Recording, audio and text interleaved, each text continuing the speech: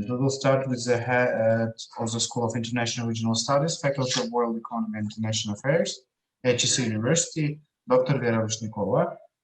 Dr. Vera Vishnikova is an academic advisor of our project, the Voice of Youth, in which we hold this event.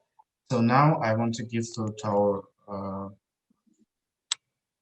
academic advisor, Dr. Vishnikova. Are you? Yeah, dear colleagues, So please, yes. Can you hear me? Yes. Yes. Warm greetings from St. Petersburg. Yes, I came to St. Petersburg yesterday, and really online helps us to make such great conference from different place of our world. And dear colleagues, dear friends, and our dear young leaders, hello, everybody. As a head of the School of International Regional Studies of the Faculty of World Economy and International Affairs of the HEC University, I have the honor to welcome you all to our round table. I would like to note that this is already the second event with the framework of the International Earth Dialogue, Voice of the Future, which is aimed at uniting active Earth from different countries of the world and corners of our planet. Topic of our discussion is one of the most relevant since the implementation of the 17 United Nations Sustainable Development Goals determines what our future will be and what common home will be, our planet Earth. A special role in achieving the stated goals is assigned the representatives of the younger generation, for whom the future is already today. Implementing the 17 United Nations Sustainable Development Goals requires young people who can inspire and motivate their peers to change for the better. Our round table is aimed at discussing the prospects for young participation in the implementation of the UN SDGs and promoting young generations in the implementations of sustainable development mechanisms of Afghanistan, Egypt, Pakistan, Russia. I am confident that today's dialogue will be another important step in strengthening friendship and mutual understanding between the young leaders of our countries. I wish us a fruitful event and positive results. Moreover, thank you all our honored guests, speakers, and listeners for taking the time to accept our invitation. Thank you very much. Thank you so much, Dr. Vishnikova, for such great and warm words for wishes. Great pleasure. One more time, thank you for this opportunity, giving us this opportunity to organize this great event, because this time, the second time in this project, we united more than 4 countries. And also we have participants from different countries. I mean, more than Afghanistan, Pakistan, Egypt, and Russia. So, dear colleagues, now I want to give floor to our next great speaker and also honorable guest, our Dr. Andrei Baklanov, head of the Center for MENA Studies at School of International Regional Studies, Faculty of World Economy and International Affairs, ex-ambassador of the Russian Federation to the Kingdom of Saudi Arabia, and one of our also like an academic advisor. Andrei Glebovich, please, the floor is yours. Thank you so much, Murat. It's a great pleasure to be here with you and to greet you. I would like to stress one thing. Due to the experience of many of my colleagues and my own experience, to be successful, you must have some prerequisites. And one of the key prerequisite for us to be successful, it's the having the opportunities for easy access to the relevant people elsewhere in different countries, in different regions. And more than this, it's important that when you are a youngster and you establish this horizontal context, it will give excellent results in 10, in 20, and 30 years when we'll be at high posts. Well, for instance, when I was in Egypt and I had an opportunity as a youngster to have contacts with those who were at the level of interpreter and attaché, we gathered together and we knew each other. And after 25, 30 years, many of these guys became vice ministers, etc., etc. And it was when I came in for the third time in Egypt, it was very easy to work and to organize my work because I knew a lot of people at the key posts. So this is a recommendation for you. You're on the right way of establishing the context between those who are at the same attitude, at the same speciality, or at the same sphere of interest. We are talking today one of the key issues of the international relations. So, well, I think that you are obtaining this very necessary opportunity to be successful in the future. So I wish you every possible success in dealing with the certain aspects of the international relations, including sustainable development as we are well dealing today. And I wish you in future expanding your horizontal contacts, especially with the Russian colleagues here. And we, of course, will give every possible opportunity to render assistance in this very noble and useful work. All successes to you. Thank you so much, Dr. Baklanov. It's really great course. As we all know that the name of our project is the voice of future, because today youngsters, young leaders, the young people who lead the majority of young population, they are really decided what will be with our future. Will we make a great future for everyone, or we will fail? And it depends on us. So thank you so much. Now I want to give floor to our next honorable guest, Dr. Ramazan Daoudov, head of political section at the Embassy of the Russian Federation to Islamic Republic of Afghanistan, and also head of Afghanistan sector of the Institute of Oriental Studies of the Russian Academy of Sciences. Dr. Daoudov, please, the floor is yours. Well, thank you.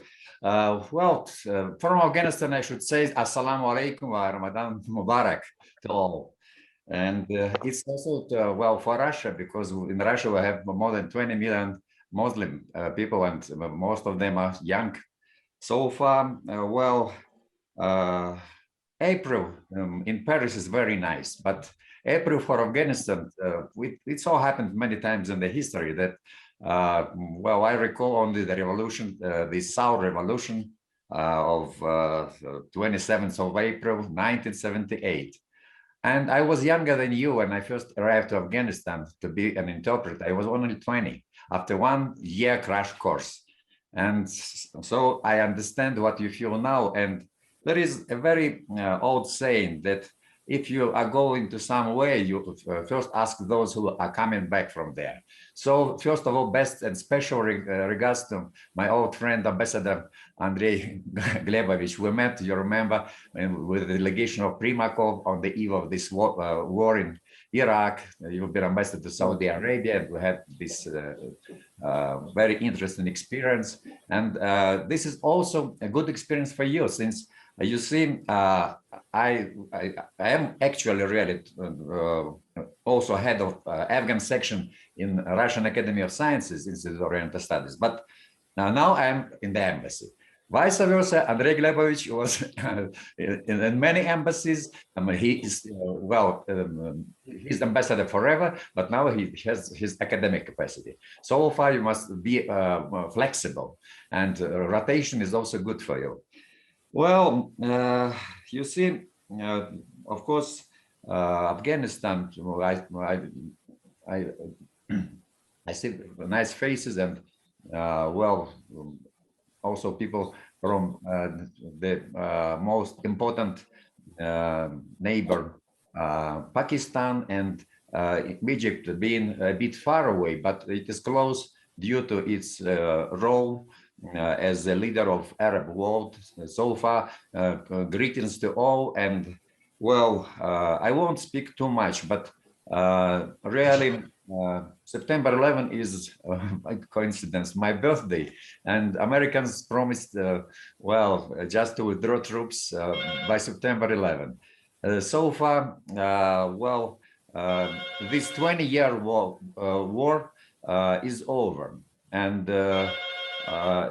it is not the war over, the operation over. The war is still going on, and every day people are killed. And even this younger generation, it's really very well hurting when you think about these girls standing in the bus stop and they do not know whether they come back this evening.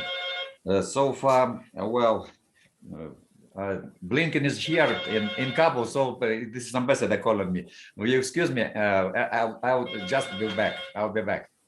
Thank you very much. And thank you so much. Yes, thank you. As Dr. Ramazan Jagafarovich said, that unfortunately we have a time which we can see a war many points of Middle East and North Africa region. But I hope that together with you, dear colleagues, we will cooperate and try to maybe find another way how to resolve these conflicts, how to establish a dialogue between different conflict parts. So now I want to give to our another honorable guest, to Dr. Andrei Fisun. He's a director of the Russian Center for Science and Culture in Karachi. Please, the floor is yours. Thank you. Thank you all, and my congratulations for everybody. Actually, most of the important words have already been said, so I have to add just a few ones. This is a great event to my mind because different countries are participating in it. Well, actually, this is we are now entered the period of changes in the international politics. And the floor, as Murat says, is yours, young man. Younger generation has the floor to go into. And well, I wish you courage to go into this floor because as it was already said, the situation in Afghanistan that is central now for the foreign affairs is very complicated, if not to say frightening. Actually, everybody wants peace, but it comes to be war in the end. So this is for you, young people, young generation, to keep the peace, the peaceful situation, and to improve it. And well, looking at each other, looking at other countries, trying to understand the different culture, traditions. I think you will be more able than our past generation to do good for the whole world. Thank you and good luck. Thank you so much, Dr. Fisun. So now I want to give to one of our partners and from participants of the first meeting roundtable, to my dear colleague Yahya Amin Khan. He's a Youth Chief Minister of the Provincial Youth Assembly in Pakistan. Dear Amin, please. Thank you, Murad. Bismillah ar-Rahman ar-Rahim. First of all, I would like to wish you all a very happy Ramadan to my Muslim brothers. Right after that, we are thankful to the countries who has made effort, Afghanistan, Russia, Pakistan, and Egypt, who has made effort of being a part of this another conference and the youth standing up over here. Right after that, Murad, I'm very glad to see you, Ms. Veera and Sir Andre again on a platform. My platform, basically, which I am representing and which my youth is going to represent here, is the Provincial Youth Assembly. The Youth Assembly basically is a platform which represents the youth and which gives a message from the youth and which works on the youth as an improvement of the democratic culture in this country. Basically, it also is playing a role in the social works, and it plays different kinds of social works around the world, not even in the country Pakistan. Today's topic is actually very important, and it is very vital to connect the youth of the countries. I think now is the time where it was very needed, and where we need to be on board, and we need to fall all the differences away. We need to make a punch now, a punch of youth who can come united and who can play a role and who can make quite a change to the world now. I think the SDG goals, all of these goals are vitally important, and if we act on them, we can bring the world together. And I think this youth, which is going to make a huge change tomorrow, they'll be the one, and the one on this platform are going to be the leaders tomorrow. They'll be playing their roles. We need to aware people about these SDG goals, and we need to make them come close. We want to protect them with the awareness of these SDG goals. My speakers are going to speak in details about them. I don't want to take much of your time. I'll only say that I want the youth to be on one platform, to be one voice, and to interact. And all the youth who are present here, may this chair get more stronger. At the end, I pray that may this pandemic end, and may we see each other on one table, one platform, in one country together, inshallah. And I hope it is going to be a great experience as we had before. I pray for you all. Thank you very much. Thank you so much, dear Yahya. So now I want to give floor to our next honorable guest and representative of one of the co-organizers. He's a member of the Khatib Educational and Cultural Association in the Russian Federation. His name is Nurullah Muhammadi. Nurullah, please, where are you? The floor is yours, please. I'm here. Greeting to all. And as Mr. Sadiq Zada told, that I am a member of the Khatib Educational and Cultural Association in Russian Federation. And today I am, instead of my brother and my friend, the head of the head of the Khatib Educational and Cultural Association in Russian Federation. He was he was feeling bad a little bit, and we all hope him get healthy as soon as possible. And I think I, as a member of Khatib Educational and Cultural Association in Russian Federation, and as a participant of this round table, think that the role of the role of youth is in achieving the 17 UN SDGs is so important, and organizing and having this round table is so important for every participant, for every young, because every one of us is as a messenger for all the for our friends, family, society, or our country. And having these round tables make us to know more about the life. And I think this world is so big for every member of this planet to have a better life. And I thanks to the main organizers of this round table. It means the School of International Regional Studies and Faculty of World Economy and International Affairs. And I thank to the co-organizers, Russian Middle East Association, Provincial Youth Assembly in Pakistan. And I want to thanks to all the speakers and to all of you. Thank you. Thank you so much, dear Nurullah, for such warm words. So I hope, if you let me, I want to add some words like a coordinator of this event. I really believe that the idea of uniting the young people from different parts of the world will be beneficial and for everybody. not only for young person, not only for some countries, yes, but for everyone. Why? Because first of all, because young people, they are more creative. I'm so sorry for our vulnerable older generation, but really, from the point of view from young people, they are more flexible.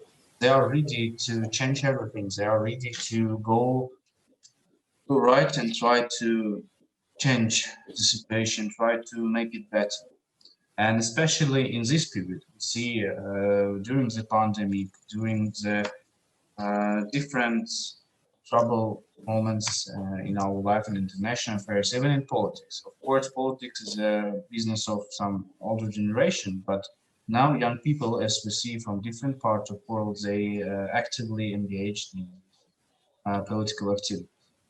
So one more time, I want to thanks all of our honorable guests for their welcoming speech. And now I think it's time to start our main part. It will be like a round table, two persons, two speakers from each countries.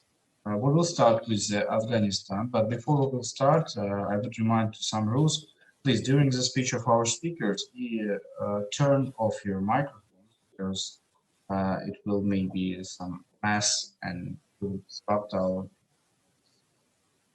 from listening to our speaker. So if you will have a question at the end of our discussion, roundtable will be divided into two parts. At the end will be question and answer session. If you will have any question, please use raise your hand function or write in chat. So now we will start with our first speaker, Ansari Mustafa from Afghanistan. He's a lecturer at Balkh University and also a member of Catholic Education and Cultural Association. Good evening, ladies and gentlemen. It's my pleasure to welcome everyone up to this great international youth dialogue. I appreciate your presence at this difficult time for us to voice out our problems that we are facing in our countries and outline some solutions to them. Without much ado, I would use this great opportunity to thank the organizer and co-organizer for giving us such a great platform for bringing solutions to such pathetic problems that undeveloped countries are facing. I am most grateful for this. As you said, I am Ansari Mustafa, the Khatib Member Association, Literature at Balkh University, and right now I am PhD student at Rostov University of Economics. Today, the topic that I'm discussing is one of the important and hot articles in Afghanistan. The topic is the importance and role of youth in Afghan peace process. Afghanistan today faces enormous challenges like inequality, injustice, extremes, terrorism, violence, high unemployment, health threats, natural disaster, mass migration, and mass deportation, drought, lack of fresh water, adverse environmental impacts, and looting of natural resources. We need an Afghanistan free of poverty and hunger, violence and injustice, insecurity and instability, inequality and discrimination, so that citizens can have a dignified and happy life. Therefore, without the contribution of youth in keep peace, we can never overcome this phenomena. That these are three indicators of UN developers. Peace is one of the most important values that a country should have. Peace cannot be belong to a particular class or group, but to all individuals and citizens of a country. Because peace affects the life and destiny of all people, regardless of gender, age, or class. Therefore, youth is one of the main groups which peace relates. The natural connection of peace with the youth, this relationship has become more prominent and important in the current situation in Afghanistan. because young people today are among the main victims of the war in the country. Afghan youth grew up with the sound of cannons and guns, and we are the generation of fire and smoke, but we don't see war as a solution. But the only way to achieve development and stability is mutual acceptance of peace and acquiring of knowledge. The immediate short-term, long-term problems will not hinder the achievement of our country's goal and development. The youth of the country always try to broaden their knowledge through education, vocational skills, and opportunity work acquiring skills and experience in taking a step toward the development of our country.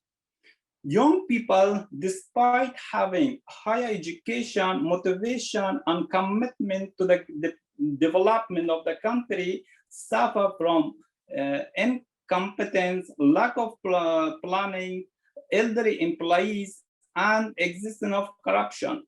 All this shows that peace talks are directly related to the youth and that the youth must play a role in it. Investing in the youth, the country will develop and be built by the efforts of youth. About 63% of Afghanistan's population are young people, the class that actually make the backbone of the community. Despite the fact that in past few years, working in the areas of training, education, employment, participation, health, sports, and gender equality, it has been done by Afghan government, but it still have a very serious problems such as unemployment, addiction, illegal immigration, violence, security, poverty, and deportation. Youths are the leader of reform and change. This courage group in the past few years in major national processes such as election, defense of the country, protection of the territorial integrity, and national interests, raising the tricolor flag of the country in regional and world games. They have played the key role in the nation building. Today, development is tight engaged with the peace and security. If we cannot bring peace to our country, we will fail in all areas. There will be no peace without the youth's participation in our country and peace development. Therefore, the youth play a positive role in the position of the country's peacekeeping. The youth are the constructive key worthy force of the country. The development of the country depends on the understanding and expert of the youth, but some Afghan politicians are exploiting the ignorance and belief of the youth. The youth must play a role in high peace council because it's the youth who can solve the peace crisis of the country intellectually. In all societies, regardless of the orientation and characteristic, attention on focus on the youth elitism, providing the necessary facilities for education, training, health, work, and constructive real participation in national process and increasing their role in governmental and non-governmental structures and institutions. It has led to the growth of the capacity and development for the youth, leading the society to progress, develop, and mutual agreement among youth. One of the indicators of the human development in United Nations through which the level of the development and prosperity in countries are assessed, it's the existence of young people, which is considered as a serious factor of change, transformation, and development in all dimensions. Countries that have managed their youth population healthy and used positively, they develop. But our country, which hasn't been successful in this regard, has become a serious challenge of socioeconomic stability and development. Nations have been successful in the history and have achieved their purpose by capacity building and creating health motivations for the real participation of young people in various sectors. Equally responsible and prosperous young people are trained positively, constructively, and coexisting in create in the society, leading to progress and excellence. The unsettled political and security situation in Afghanistan in the last 4 decades has become the biggest obstacle to socio-cultural development of the country's youth. So which young people are desperate of education and equal opportunities in this field, has which lead the growing of social threats. Resulted from abnormal situation, we have been abnormal results to political, economical, security, and social situation of the country. As a result, a group of young people joined drug gangs, trafficking groups, and terrorism groups, and traveled outside the country due to the security, poverty, and economic problems. The failure of government and leaders against the youth or expectation has caused disappointed in their future expectations. It has been always said that Afghan youth are the future leaders. This is an historical deception that has been told about this capacity through history. But by this reason, they have marginalized from us for many years. As a youth of Afghanistan, I believe that youth are the major role can play a major role in peace process at the current situation, but requires is to have fundamental rule planning, conscious and mobilization of young people to play this role. And I consider peace is one of the main indicator of national development. The opportunity of the last 2 decades have provided a good platform to the growth and development of young people. Today, we have witnessing educated, experienced, and skillful young generation in Afghanistan. But unfortunately, many young people, many young generation in people in the country who have high management talent have been marginalized and they have been ignored by the national peace processes. Thanks for your attention. That's all. Thank you so much, dear Mustafa. Dear colleagues, we will, as I see, Hello, everyone. I'm so sorry, but our question and answer session will be at the end. Okay, now we will Okay, go okay. next speaker. Just write down your question and we will ask. So now I want to give word to our charming guest and speaker from Egypt, Mina. Mina, are you here? She's an academic organizer in the model of the EU. Mina, marhaban, please, the floor is yours.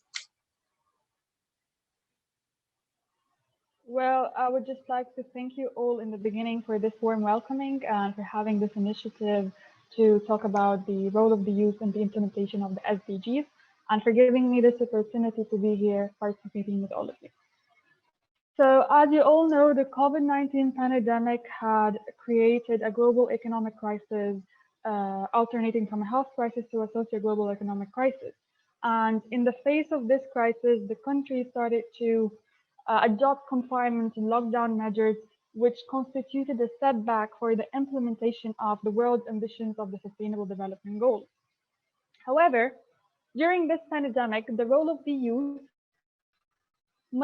we must shed light on the role of the youth during this pandemic because they were on the front line. They were the health workers, they were the activists, they were the community workers.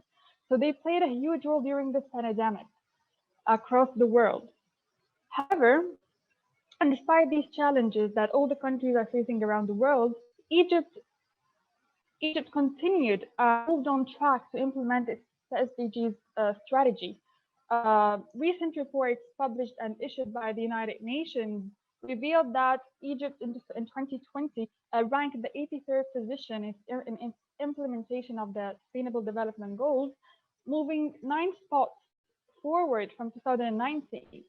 Another report also revealed that Egypt's implementation of the SDGs scored the highest in the Arab region by 50%. So along the line of the implementation of the UN SDG agenda, and Egypt worked toward implementing its own plan, which is known as Egypt Vision 2030 or the Sustainable Development Strategy.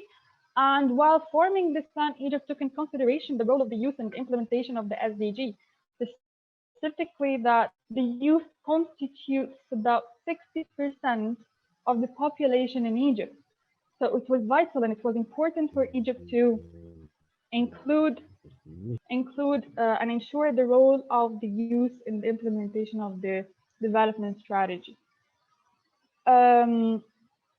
For example, there were a lot of initiatives and a lot of programs that were created by the government to ensure the role of the youth in the implementation of the SDG. For example, recently the Ministry of Planning announced about an initiative called the Sustainable Development Ambassadors Initiative. This initiative basically calls for youth to be ambassadors, to campaign and to make campaigns and raise awareness about the Sustainable Development Goals and how the vision of Egypt 2030, and why is it important for the youth to participate and have a role in this initiative.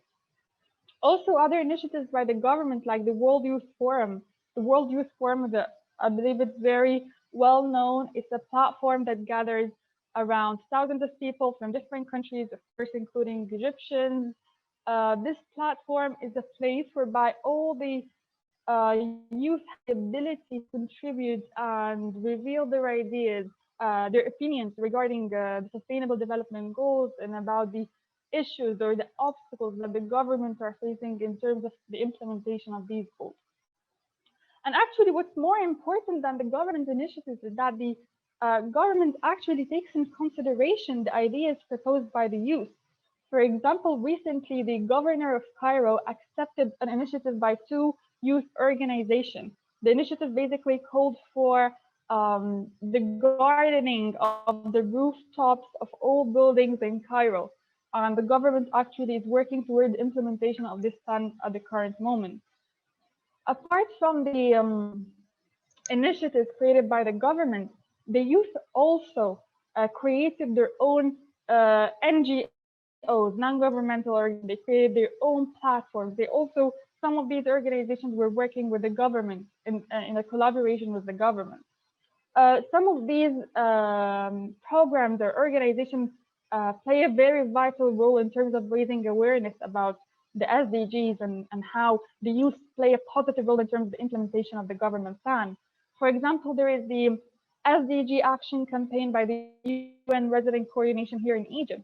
This campaign makes sure that there is a dialogue between the official authorities and youth and the ideas proposed by the youth and the youth organization. The campaign also works toward going to national universities, raising awareness campaigns regarding the SDGs, and letting the people to get to know more about the Egypt 2030 vision. There are also a lot of other initiatives created by the youth. There is Egypt 2030, there is the Arab Youth Initiative for Sustainable Development. All of these are Egyptian efforts that work toward disseminating the ideas and the concepts of sustainable development and how to work on and move to achieve them.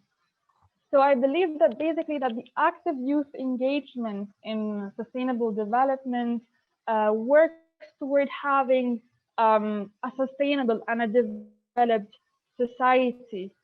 So I believe that's very important for countries around the world, even for the Egyptian country, to ensure the continuous role of the youth in having a role and in contributing their ideas in the implementation of the SDGs. Thank you. Thank you so much, Minna. It was really so great and amazing. So now I want to give from our colleague speaker from Pakistan. His name is Irfanullah Khan Bajur. He's a youth member of the Assembly. Irfanullah, please.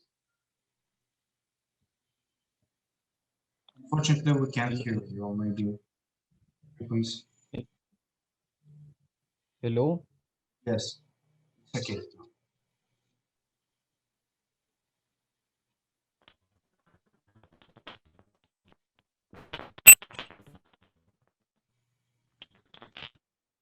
I'm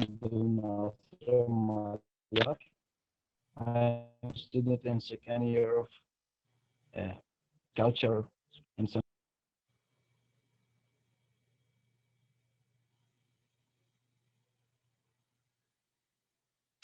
I'm sorry, I can't hear you. Maybe it's something wrong with my computer, but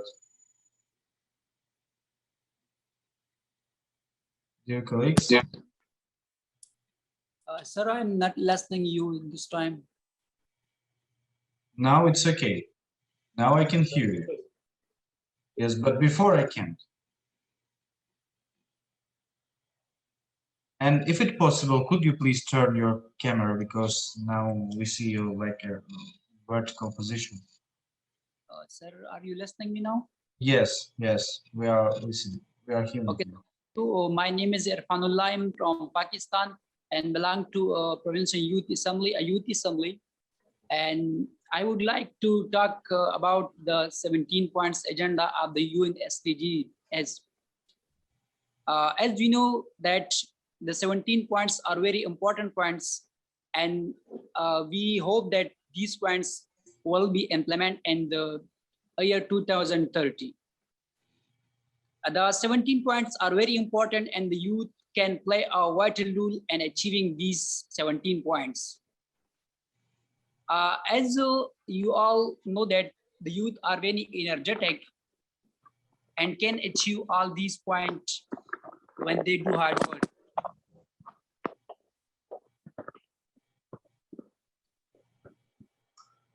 I would like to talk about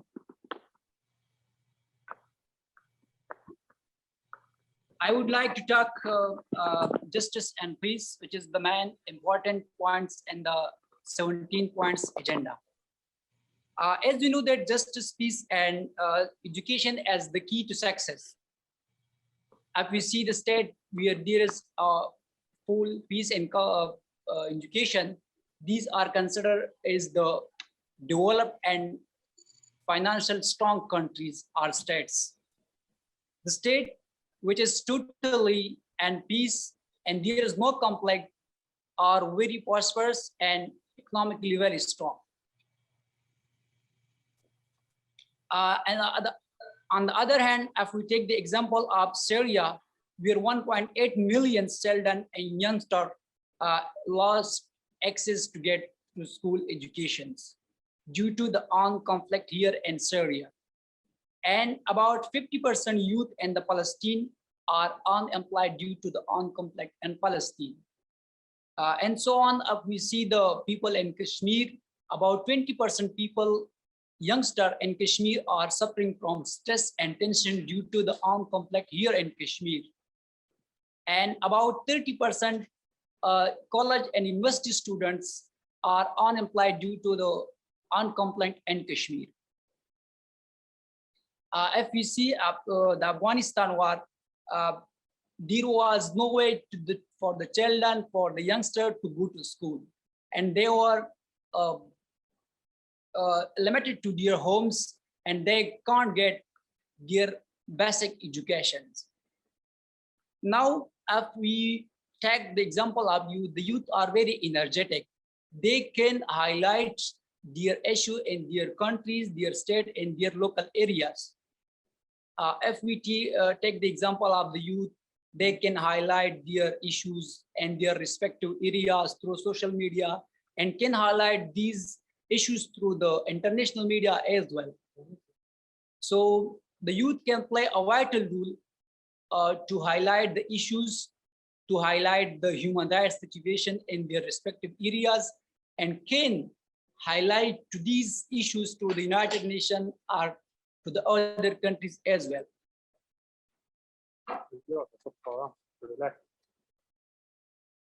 As the United Nations are responsible to ensure the human rights and to protect the human right as well. As according to the Article 17 of the UDHR, United Declaration for Human Rights, that all persons are equal before law and there will be no discrimination among them. All are equal and all are equally treated with law. This article clearly mentioned that there will be no discrimination and all the person living in the state will be liable and will be equal to law. So the youth of the affected area must be given the platform to highlight their issues and to highlight the issues to the UN SDGs agenda. So the youth can highlight their issues to the UN SDGs agenda, and I hope the UN SDGs agenda can implement these issues into the roundtable as well. And youth are the leader of the future. Youth are considered as the leader of the future. So the youth can achieve many goals, and the youth can bring positive change to their state, to their environment, and to their local areas. And the last, I would suggest to the roundtable to ensure the youth for culture exchange program, the UN SDGs must take steps to sponsor the youth for culture program from one countries and to another countries. And those countries which are present in this roundtable conference must invite different delegation from one country to another country to highlight various issues and to discuss various issues. Thank you. Thank you so much, dear Ifanullah. We hope that this pandemic will end in the near future and we will start, because in 2020 on April, we should visit Pakistan.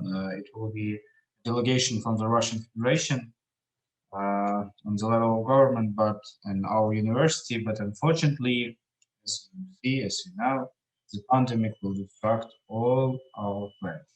So now I want to give floor to our Russian speakers, Elmira Imamkulieva.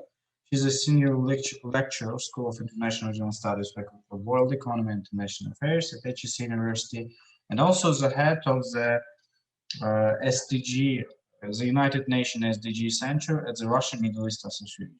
Elmira, please, the floor is yours. Murat, thank you very much for the introduction. First of all, please give me the way my internet channel today is quite weak, but do you hear me quite well, or probably I should? Yes, everything is good. Okay. The sound is good. Thank you very much. First of all, I would like to welcome all the participants of today's roundtable. I think that it's really the first step towards youth joining efforts towards sustainable development. And actually, I would like to say thank you to the previous speakers, because lots of wise and deep ideas were already spoken. And from my point of view, all of you, of course, know and have heard about SDGs, Sustainable Development Goals. Okay, so they were set in 2015, and we look at them like a lighthouse or benchmark. But the main problem of this Agenda 2030, implemented by United Nations, is that we don't know the way. What is actually the shortest way towards sustainable development? Nobody knows, because nobody has reached it yet.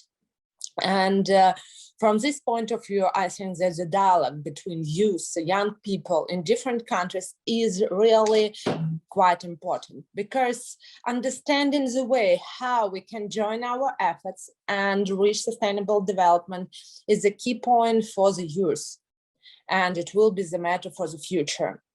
And of course, the challenge as well, as we have seen during the pandemic, that lots of things have changed, and our attitude actually to things also have changed.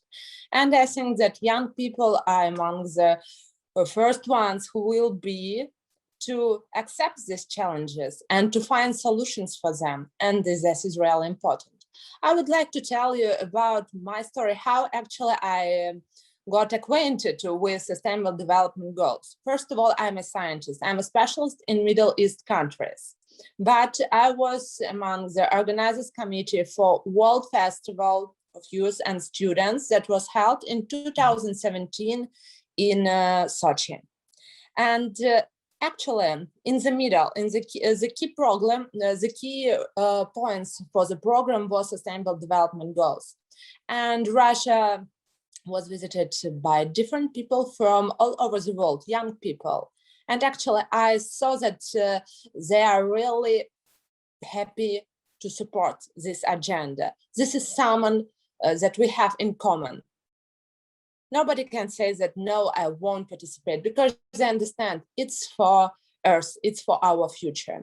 What actually was really important during World Festival Youth and Students? First of all, actually, it was the idea to establish Middle East Association, one of the actual main results for me of this festival. And we launched one of the first ecological initiative, young initiative for the Middle East countries. It was the call for Relay for Earth.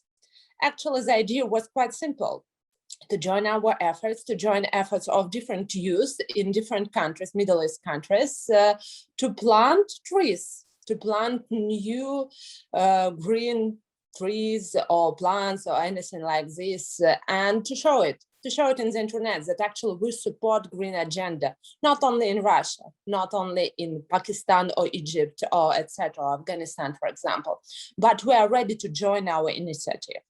But actually, of course, we are facing lots of different problems on the way to sustainable development. And actually, Sustainable Development Goals, it's not something new.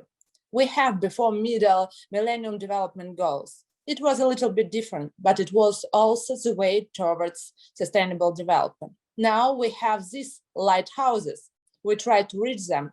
But I would like to point your attention to, for example, Sustainable Development Goal number 2, Zero Hunger. The official wording is end hunger, achieve food security, and improve nutrition, and promote sustainable agriculture. But actually, what we have in figures, in indicators, according to the United Nations statistics, there are around 690 million people who are hungry, which accounts around roughly 10% of the world population. And 1 in every 9 people goes to bed hungry each night, including 20 million people currently in, for example, Sudan, Somalia, Yemen, or Nigeria. That's actually something that we have to think about. And probably the main result for me of this roundtable is, of course, that we have already gathered. So we are really open for new initiatives. And as far as I got acquainted with young ambassadors for Sustainable Development Goals. I mean, we have today, I know, the opportunity to meet one of the young ambassadors for SDGs in Russia, but I have met during the festival world youth ambassadors, and I really admired their way of life. It's not the project, it's really the way of life. They really believed that, for example, and it was the movement, for example, of Afroz Shah, who actually started gathering rubbish and waste on the seashore, on the coast. And he really succeeded in it. And it was already like the group, and they together did their coast, their shores clean. And it was really surprising because I saw the photos before and after this, and it was amazing. but it was in their hands, in hands of youth. Start and do it. And for me, it's really important to when, for example, probably we can agree at the end of this roundtable on any real project or initiative. It could be like flash mob, probably it could be plugin marathon or something like this that actually will be held in all our countries and will be supported by the youth in different countries. And I think that it will be the best results showing that we're moving towards sustainable development. We don't know how, but we are looking for the solutions. I will be brief today and I will be open to your questions during the question session at the end of the roundtable. Thank you so much, Elmira. It was really a great speech and so attractive. So now you're ready for the marathon, right, Murat? Yes, I'm ready now. The Russian Middle East Association, we plan to do it, but unfortunately, according to the pandemic situation, I hope that we will find out a way how to make it better. So now I want to give floor our another charming person and speaker, Firuza Muradi. She's a representative of Mukhtar in Afghanistan. Firuza, please, the floor is yours. Thank you. Good evening, ladies and gentlemen. First of all, I want to thanks for each member and guest speakers who have they are taking place in this event, this meeting. My name is Firuza Muradi. I'm one of student at American University of Central Asia in International Comparative Politics Department. It's truly an honor for me to take place among these expert and well-experienced personalities in this meeting. As all of us know about the SDG goals and Sustainable Development Goals of United Nations, that it designed to achieve for better and more sustainable future for all human beings in this world. And this aim is until 2030. So the SDG goal is the responsibility of everyone around the world, especially for me, for young generation, because the young generation will be the future leaders, as my colleagues state that. And these young generation will be in the position to decide the future on the beyond of their countries. So due to these reasons, I highly appreciate the youth participation in these similar social activities or conferences in their community. I want to point out the main problem, as my colleagues discuss, that currently Afghanistan face with that, that since I'm talking on the beyond of my country, Afghanistan, as a young activist, and I'm stating the main problems, which is mainly poverty and education, in my belief. Although there are many problems that Afghanistan is dealing with that for a long year, but the main problem for me is the poverty in the state. And this poverty is not that has affection in the economic level, but also it has a direct affection on the education level in Afghanistan. And as we all witness that Afghan youths are the only victim of this problem because every nation can live at a low economic level. They could survive in any possible way, but there are no nation that who could live or lead their countries without knowledge, experience, and education. So Afghan youth have, this energy, talent, time that need to be investigated in the education sector. They need to build themselves first in order to build their country as their main goal. In my belief, these 17 goals are linked to each other. To achieve one of these SDG goals, if you're targeting one of the SDG goals, it means that you're planning to achieve the second one, which they have very linked with each other. So we need to consider the root of the main problems to come up with a solution. In my point of view, the main problem in Afghanistan is the quality education, as we consider the fourth goal of SDG goal. So a nation must need to investigate in the education of their youth, that these could have the chance to feel responsible on the beyond of their country one day and investigate their energy to build their home country.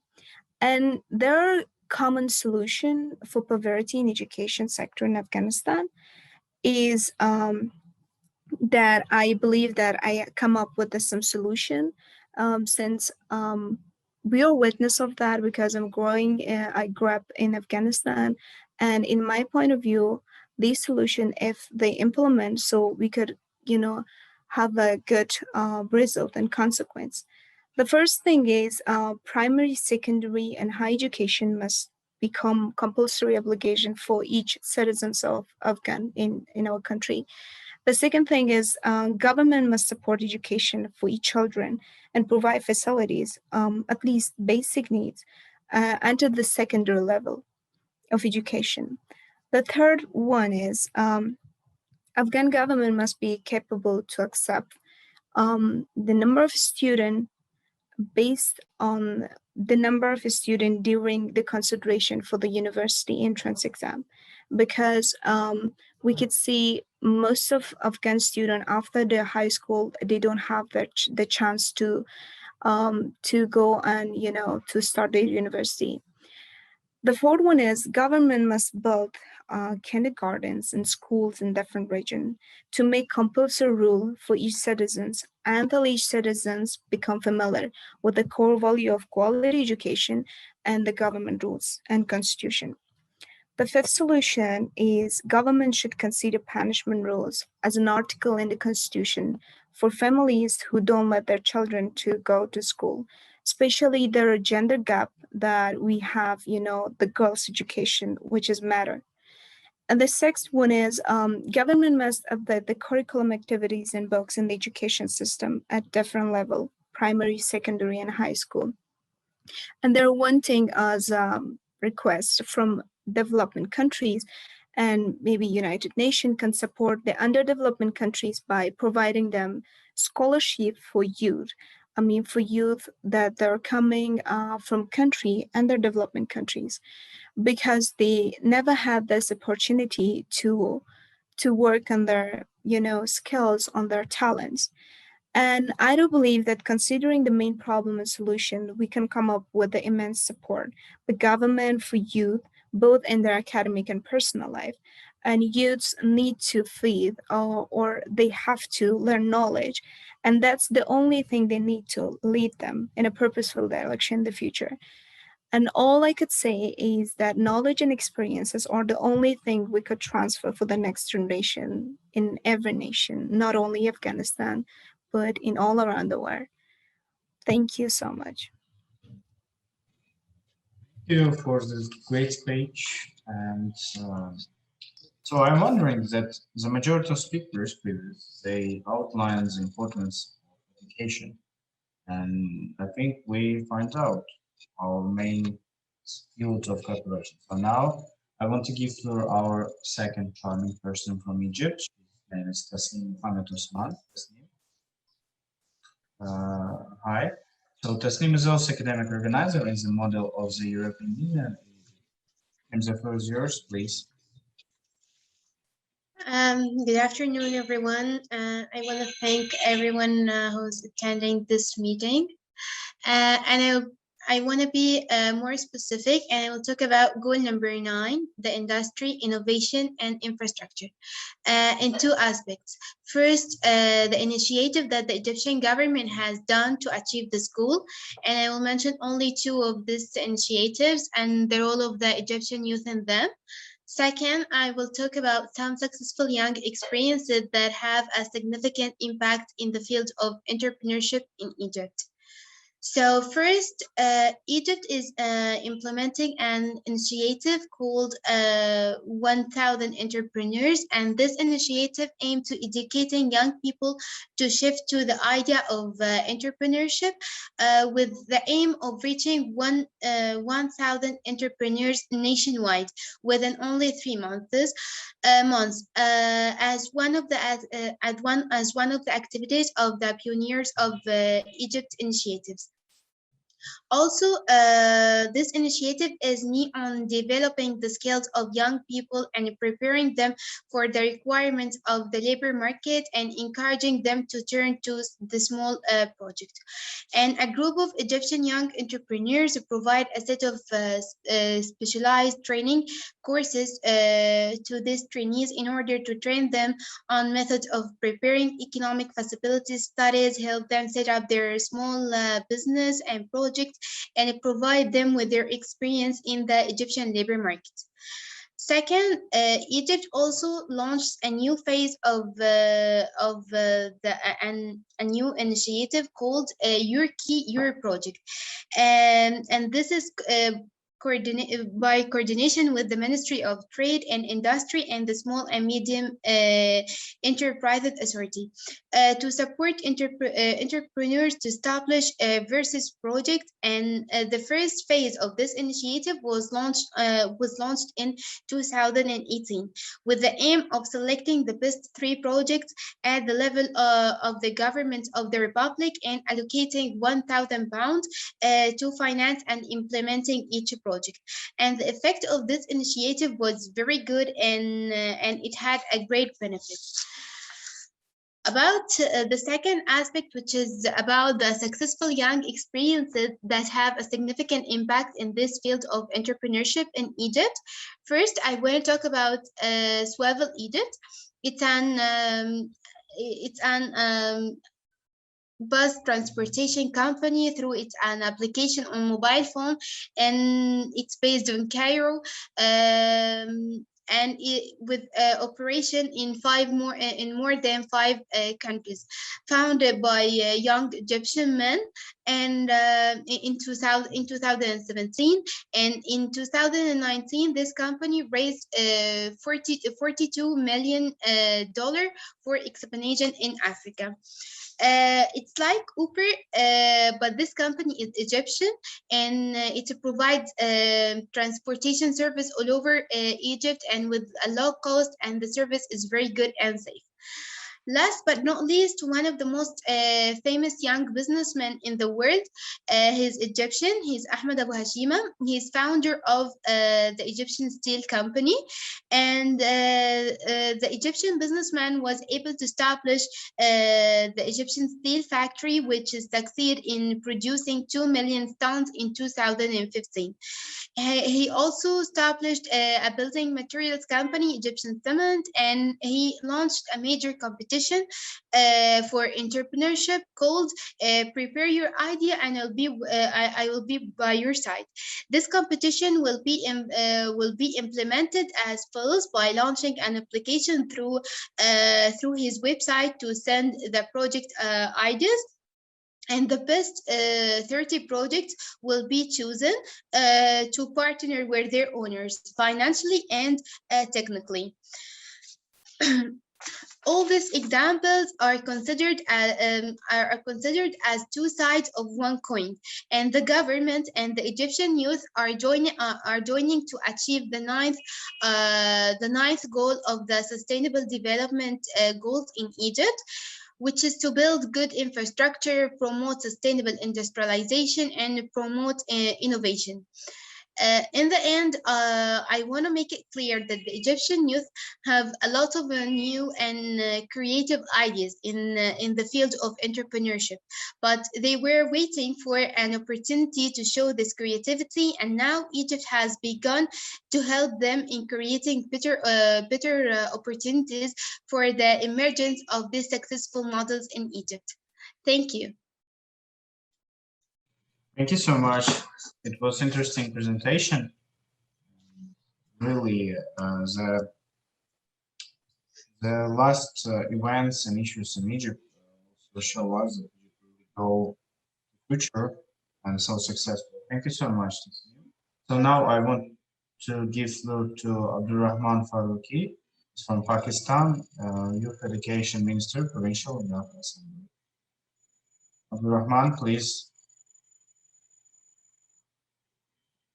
Could you please turn on your microphone?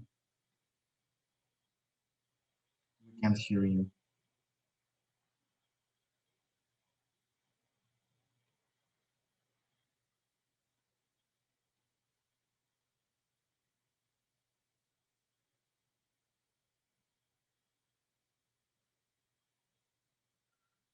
Please, is it something wrong with my computer or you also can't hear? Abdurrahman, unfortunately we can't hear you because you should turn on your microphone.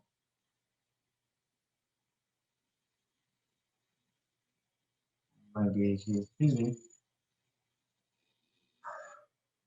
Okay, so if now I give floor to our speaker from Russia, Anastasia. Anastasia, I'm so sorry. Now I'm just outlines that you are from Krasnoyarsk and it's so late in Krasnoyarsk. If I'm not Yes. mistaken. Yeah, I'm so sorry. Please, the floor is yours. Thank you. May I introduce you? Anastasia, as our colleagues from Egypt and different countries mentioned, one of the young ambassador for sustainable development of Russia in Russia in 2017, 2018, and she's also educational project coordinator, Krasnoyarsk Regional Organization, etc. Please, Anastasia. Hello. Abdurrahman, I'm so sorry. We'll come to you first. Can you hear me, please? There is a technical problem. Anastasia, please continue. So should I wait or should I? No, you will start, speak, okay. And after that we'll give floor to Abdurrahman because. Okay. Okay. Good afternoon. Good evening, everyone. I don't know. We are in different time zones, as you already mentioned. I'm in Krasnoyarsk in Siberia, and it's already 9 p.m. And I would like to thank everyone for being here and for your inputs. As it was already mentioned, I work as educational coordinator in non-governmental organization, and I was young ambassador for SDGs in Russia a couple of years ago. So I would like to speak from this perspective, from the perspective of youth policy and volunteering, let's say. I'm working with young people since 2013, and I'm working with SDGs since 2017. And I can say that at the moment in our country, in Russia, SDGs and the Agenda 2030 is getting more and more widespread, let's say. Last year, 2020, our government prepared a report on the high political level. At the same time, our civil community in Russia elaborated a shadow report on the implementation of SDGs and prepared the recommendation for the government on how it may be updated or improved. At the same time, when we're talking about young people, there is a program of young ambassadors. It was already mentioned. It's implemented by the National Youth Council, and I was a part of it, but still the Agenda 2030 is not that popular and is not then visible among young people. Now we are talking about like, we are here, all of us, and we are, I believe, well-educated young people with many opportunities from different countries who saw different perspectives and met different people. But what about young people with fewer opportunities? They're also part of the Agenda 2030, and they're also driver for the change, right? So that's what I would like to talk about, how to make this SDGs and this agenda more visible and more possible, I don't know, more clear for those young people, so they understand that they're also part of it, they can influence and they can make a change. What we can see at the moment in our country as I work in education for sustainable development, I can say there is lack of educational materials on SDGs, lack in Russian language, lack of educational events about 2030 agenda at schools, at universities, or youth events, let's say, and SDGs are not well incorporated into youth policies agenda in regions. I cannot say about all the regions because we have a lot of regions in the Russian Federation. We have great examples of the Republic of Tatarstan. They have the SDGs Academy in the region, and they train and prepare future professionals in the field, also in the field of diplomacy. But still, as I can say about my region, Siberian region, Krasnoyarsk, our Department of Youth Policy do not well aware about SDGs. So what can be done? I can also talk about the great example of how volunteering can foster and can play a vital role in SDGs implementation. In our country, voluntary movement is really well developed, and the practice shown how we could come together during the pandemic, and the volunteer movement became stronger and stronger. But still, volunteers do not associate themselves as people who foster the sustainable development, who implement actually the agenda. I was program director for the forum in Novosibirsk. This is also one of the Siberian cities, the forum for volunteers. And the topic of the forum was the role of volunteers in SDGs implementation. And it was really important. You could see how changed the perspectives of the young volunteers when they found out that actually what they do every day, how they help and assist different marginalized groups, that this is actually their contribution to the SDGs implementations. I think they realized, and when you are talking and when you show this great scope of the SDGs and sustainable developments, young people understand the complexity of the world, how we are interdependent and how we are interconnected, not only people within one country, but also young generation, young people from different countries.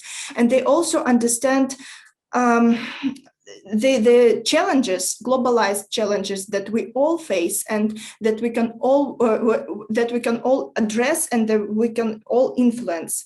And in my opinion, this incorporation of SDGs 2030 agenda into youth policies of different regions gives more responsibility to young people, more understanding of the world, let's say, and it gives them the feeling of self-confidence that they can make a change, they can influence, and they can go further for the social entrepreneurship, let's say, initiate their own project, as it was mentioned, like during the Sochi festival, youth festival, and etc., etc. So it activates people. We already mentioned that SDGs is about education, and I truly believe that when we are talking about this topic, is two ways direction from the government, let's say, that incorporates different programs, and also from the society, the grassroots initiatives. What can I say? In conclusion, I believe that this is the young people is the main group that address the global challenges like climate change or gender equality or peace and justice and quality education. And we could make even in our societies right now, a change that more people know about this, with information campaigns, with programs, with working with young people with few opportunities. And this is really possible for us. And this is what I do actually every day in my organizations. Thank you very much. This is all from me. Thank you so much, Anastasia. Really, your experience is so great, and I hope that you will help us to join, how to say, more actively to implementing and doing sustainable development. So now I want to give word to our final speaker, Abdurrahman Faruqi. Abdurrahman, did you hear me? Turn on your microphone. I can't hear you again. Turn on your microphone, just. Yes. Are you getting me, please? Can you Yes, hear me? now it's okay. You can start, please. Abdurrahman Faruqi from Pakistan, and I am Education Minister of Provincial Youth Assembly, Khyber Pakhtunkhwa. There is a province in Pakistan with the name of Khyber Pakhtunkhwa, and I am also a chairman of Faruqi Foundations that have a few objectives.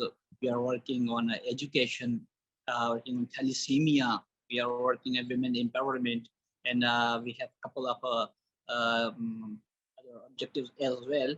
And right now we are running a reference center in Pakistan as well. So basically, as far as my ministry is concerned, as far as I am concerned, and my past experience is concerned, so I would like to discuss about SDG goals, namely with education and with related education with the peace prosperity. So basically, the word what education, what I can say by concerning Pakistan. So in Pakistan, the level of education is very worst. It's too much. It's burning issues, and not only in Pakistan. As far as when I look at Afghanistan or Egypt or some India, so the situation is very too much worse. The literacy rate of Pakistan is around about 60%, but 60% it is not the literacy level actually which I mean. So for me, what I mean by education, education doesn't mean that somebody have some degree like that. If a mother have education, that how she can save her baby, it means it's a part of some serious education. So basically, we are far away from the basic education. So as far as fortunately we have scored 60% of literacy rate, but the basic education, we are completely failed in the basic education. And look, what about the when I am talking about the dropout of the children from the schools? We have done a project of enhancing education quality, access, and learning to prevent the dropout children from school. We have admitted a lot of schools. We have given a lot of students in school. We have given a couple of scholarships to the students to enroll back to the schools, to the institutions, to the colleges, to the universities. But we are facing a lot of problems. Our government, let's suppose, when I will talk about the budget and when I will talk about the GDP, there are in Pakistan 2.5% of GDP is spending on education, which is our situation. It should be about 5%. We have teachers. We have teachers that and student ratio of 40 teacher per 40 student per teacher. While I am studying this education system of Poland, Finland, or Japan, there are maximum 12, 13, or 14, or 15 students per teacher. So there is a big issue, too much issue. And the second thing, which I personally request to all the round table members, that there's a lot of problems. The burning issue is the interfaith harmony as well. And interfaith harmony, Islamophobia, and the blasphemy, these issues, this society should be educated in such type of issues. Yeah, it is right now a burning issue, and we are seriously suffering from such type of the issues. No religion. I personally, I will give you reference. No religion in the world, they are the religion text that teaches header. No religion or the religious text. It is we people. We are doing this thing. We are spreading hatred. No religion or religious text spread hatred. We are doing such things. So it should be encountered. Such type of thing should be dealt with our hands, and we can do it by educating our community, by educating our society, that there is nothing in religion that spread hatred.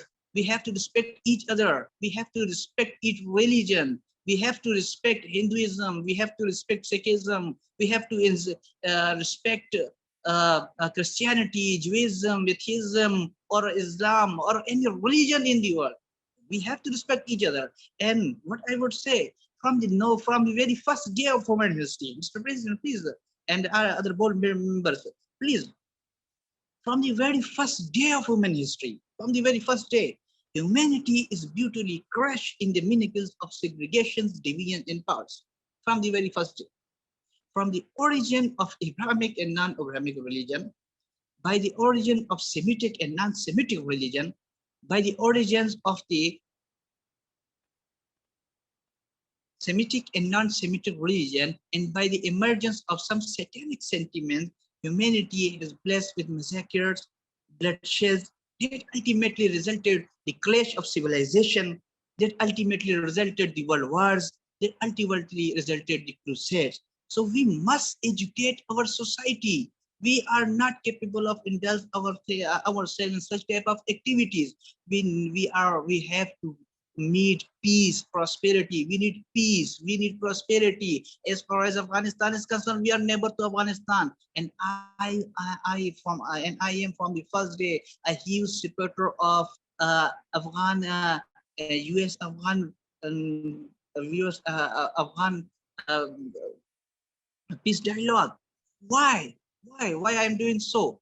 Because the Prime Minister Imran Khan and our government, current government, is in the favor of the US Afghan peace dialogue.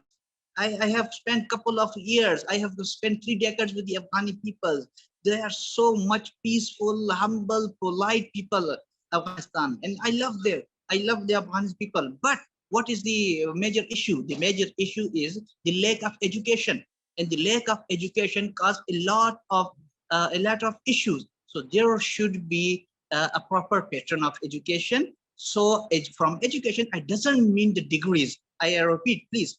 I repeat, from education, I doesn't mean degree. From education, I mean the basic education. From education, I mean the socialization. From education, I mean the awareness sessions. From education, I mean the community capacity building activities. So we have to do such type of activities. And I, on the behalf of the Provincial Youth Assembly Khyber Pakhtunkhwa, I request to the all round table conference members to please visit Pakistan. Please give us such type of programs. We need a lot of scholarships. We need a lot of education-based, need-based activities that you people can support us. We will visit your countries. Our students will visit your countries. Our community can visit your countries. You can come here to our countries, and it will be a very good relation between you and us. So it should be, what I can say, that justice should be done. Justice seems to be done, but Mark couldn't do justice. Plato, it is a statement of the Plato. But unfortunately, as far as we are concerned, and as far as our community is concerned, the people are basically illogical, unreasonable, and self-centered. So we must be logical instead of illogical. We must be reasonable instead of unreasonable. And we must not be self-centered. We have to serve the community. And that's all from my side. Thank you so much. Thank you so much, Abdurrahman. So your speech was really so emotional, and I understand that you are so aware about this question and the idea of your representation of education. So, dear colleagues, now, if you are ready, we will move to our question and answer session. And if you have any question, please use raise your hand function. Don't know how to do it, you can find out at the top line of Zoom. So if you have a question, please, or maybe you can use, yes, say it, you have some question. To whom? Yes, hello everyone, and thank you so much. I have 2 questions from Mustafa Ansari. Mr. Ansari, what do you think? How does it assist the role of mediating countries in peace in Afghanistan? And as the youth of the country, what's your message for Afghan young population? Thank you. Okay, thanks for your questions. First of all, I want to answer the second question because it is for me, it is very necessary. Then first one, the message that I want to give for Afghan youths, it is, I call on the youths that the country to fight against illiterate and ambitious politicians who have deceived us for many decades for our position and expired has and ignored has like a young, inexperienced, and ignored has. It is a decision for the young generation to try to establish their position in the level of government and decision making. They must believe that they are the leader of today and tomorrow, and with the ability and manage the young generation, we can use it by education. Second one, part of this question is, we Afghan nowadays, we have very talented and experienced youths in Afghanistan, and I call on the youths, dear youths, we Afghans are one nation, we have one common pain, one dream, common interests and harms. Let us work together to cure these pains, to make these arms come true, to achieve common interests and avert the harm. That's the second question. Could you please repeat the first question again? Okay. What do you think? How does it assess the role of a mediating country in peace in Afghanistan? Yeah, that's good. Know how we see all these countries nowadays are interest for Afghan peace process, but unfortunately, there are some decisions that are not very good for us for peacekeeping, because these talking or going around the world, we want talking about taking peace in Afghanistan, because it should concern Afghanistan and not other countries. If they want to help us, like as I'm studying in Russia, it doesn't mean that I'm favorite of Russia, but to tell the truth, if we are concerning to Russia, Russia has helped a lot, because for the peacekeeping decisions, the first decision was made in Russia, and how we see a short time ago also was in Russia. If Russia help us, we will give a dignified and happy life in the future.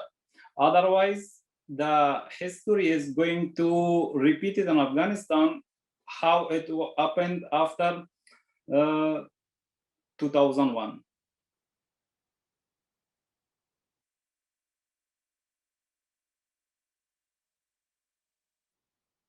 It's finished. I'm sorry, it's something with my microphone. So thank you so much. Maybe someone has also any question? Yes, I also, as a member yes. of this, yes, as a member of this participant, this round table, I have also a question from the Mr. Ansari. Mr. Ansari, in your point of view, how can we help you? How can we help youths to play a more active role? Okay. No, first of all, the youth should know their position, that they are very powerful group in a society. The second, they should separate it from the ambitious and unilliterated politicians that have been using us like a material. And third one, we can increase the role of youth by awareness and Congress. We can help them in the future of the country to establish the development and peace in our country.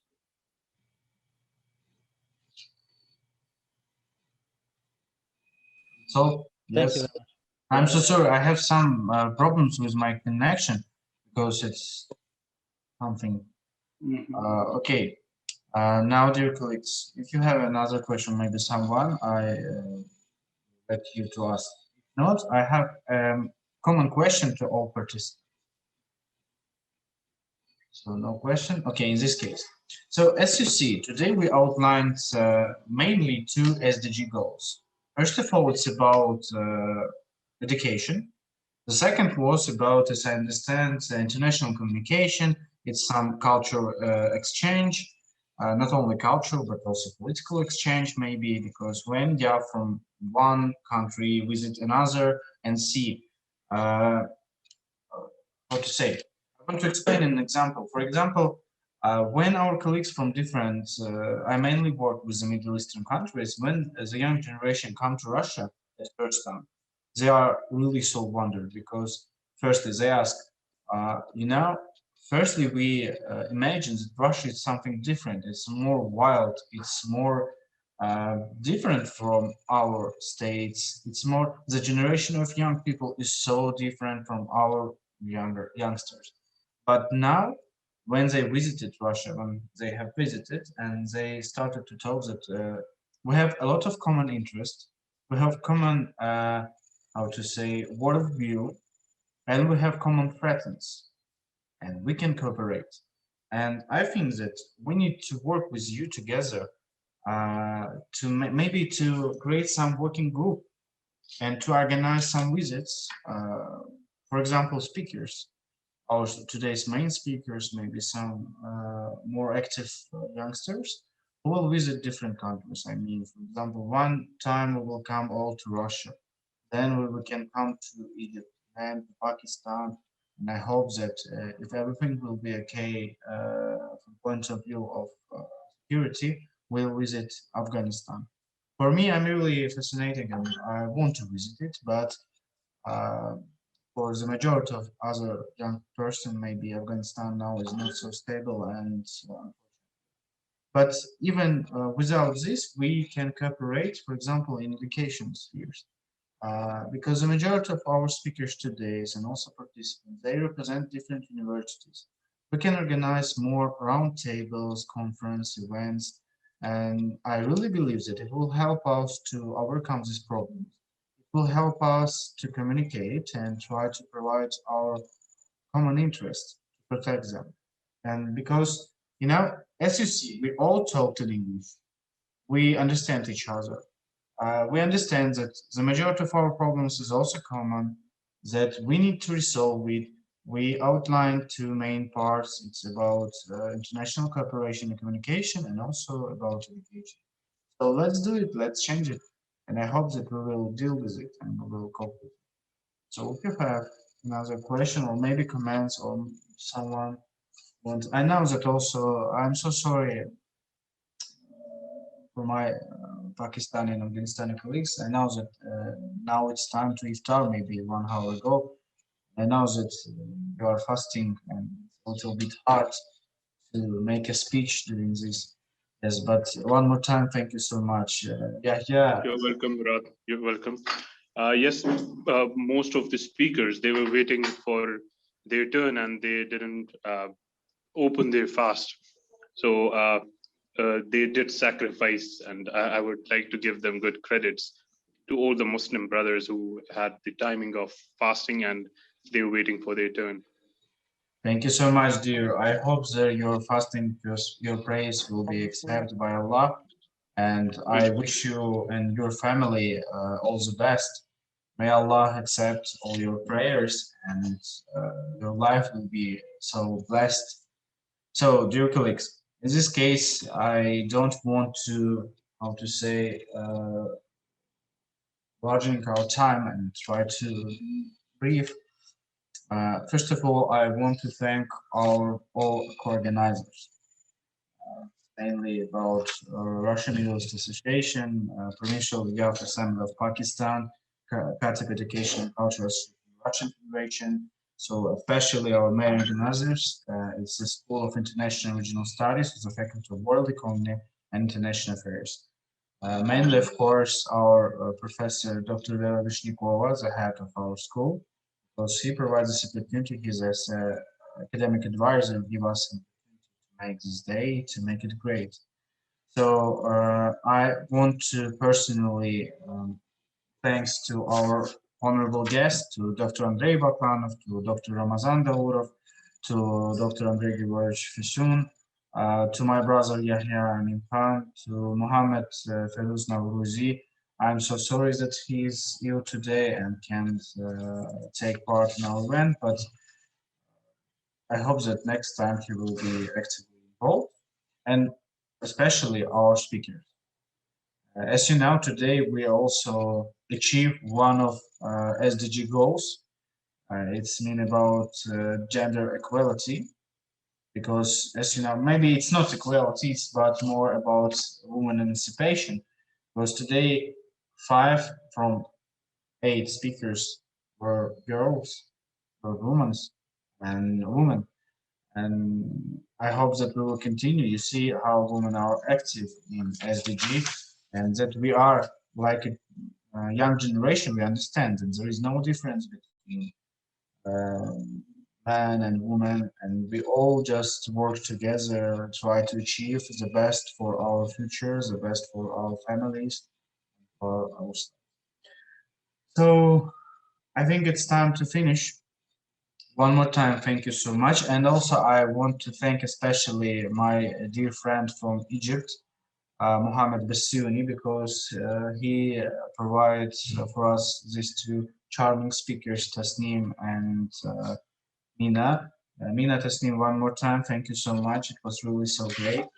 I wish you all the best, dear colleagues. I hope that this pandemic will over and we will meet offline in Moscow, in Kabul, and in Afghanistan, in Pakistan, in Egypt. Everything will be. So if you want to say something, please, the floor is yours. If not, we'll finish. No? Thank you. I will just say thank you, Murad, for organizing this event. Welcome, welcome. I will be happy if it will help really to, how to say, make one more step in achieving sustainable development, because as a head of the Russian administration, I really worrying about the situation with ecology, with the international cooperation. Now we have a difficult time in international affairs. You see today, maybe in a 10 minutes ago, Joe Biden accused Russian intelligence service on intervening in electoral process in the USA, and it's not so good because some experts said that it's like new Caribbean war, Cold War, Caribbean 2.0. So colleagues, goodbye, take care, and be happy.